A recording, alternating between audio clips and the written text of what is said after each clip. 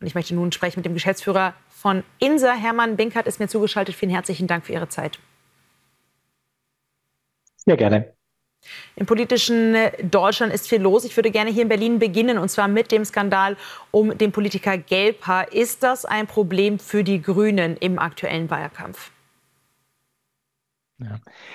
Also die Grünen kämpfen ja immer noch mit der SPD darum, stärkste Kraft links der Mitte zu werden. Im Moment ist die SPD da vorne und alles, was den Grünen jetzt schadet, im Blick darauf, wenn man sagt, Erhöhung von Sozialbeiträgen für Kapitalerträge, wenn man sagt, da sind Leute zu Unrecht bezichtigt worden. Das ist alles, was jetzt nicht auf die Grünen einzahlt und was den Grünen im Wettbewerb mit der SPD schadet. Wenn wir auf den heutigen Tag schauen, dann wird ja Donald Trump als Präsident wieder ins Amt gehoben, vereidigt. Und die meisten deutschen Parteien sehen darin ja eher ein Problem, machen daraus auch ehrlich gesagt keinen Hehl, beispielsweise SPD und Grüne.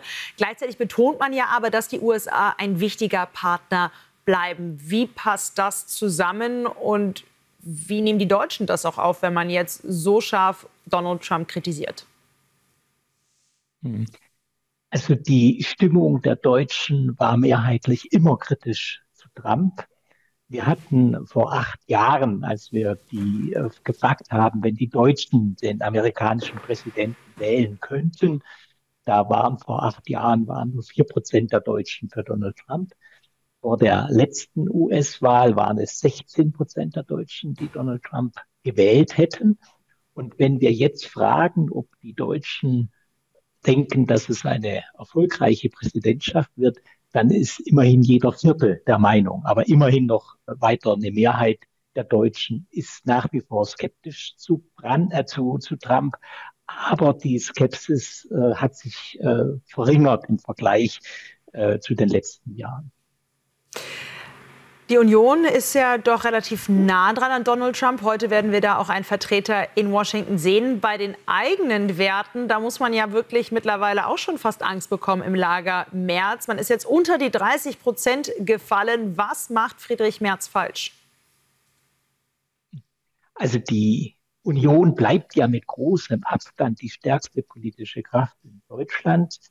Aber sie ist eben nicht sicher über 30. Wir haben das aktuell bei 29 gemessen im Sonntagstrend für die BAMS.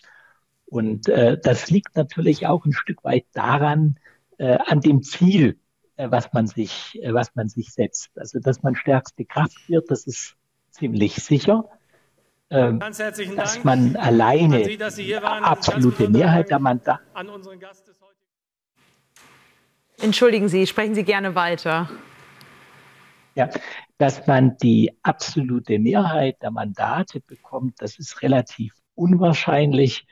Und insofern werden Wähler insbesondere im Bereich zwischen Union und FDP überlegen, ob sie jetzt die FDP wählen und damit eine weitere bürgerliche Kraft in den Bundestag schicken oder ob sie bei der Union sind. Und also wir haben ja erlebt, dass dieses Minus für die Union einherging mit einem Plus für die FDP. Und das wird jetzt die Frage sein, ob sich das bis zum Wahltag so durchzieht oder ob es der Union wieder gelingt zu sagen, es ist wichtiger, dass wir stärker sind, als dass da noch andere Kräfte reinkommen. Also je mehr Parteien im Bundestag vertreten sein werden, desto schwieriger wird es sein, dass man mit einem Zweierbündnis eine parlamentarische Mehrheit bekommt. Ja, was aus einem Dreierbündnis werden kann, das haben wir erlebt. Deswegen wählen wir überhaupt jetzt so früh wieder. Vielen herzlichen Dank für diese Einschätzungen zum politischen Geschehen und was das auch noch einmal mit den Umfragen und vielleicht auch Wahlergebnissen machen kann. Danke. Vielen Dank Ihnen.